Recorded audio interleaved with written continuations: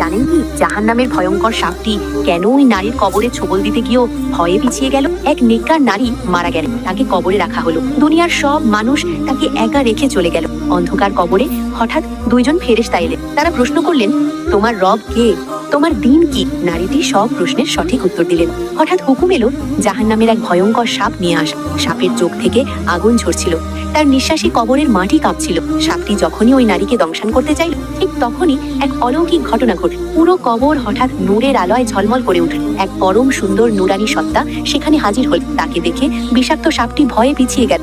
ভীত হয়ে নারীটি জিজ্ঞেস করলেন, আপনি কে? এই বিপদে কেন আমাকে বাঁচাতে এলে? নুরানি সত্তা মুচকি হেসে বলল, আমি সেই দুরুদ শরীফ যা তুমি দুনিয়াতে প্রতিদিন ফজরের পর ৩১৩ বার মহব্বতের সাথে পাঠ করি। আজ আমি তোমার ইমানের ঢাল হয়ে এসেছি।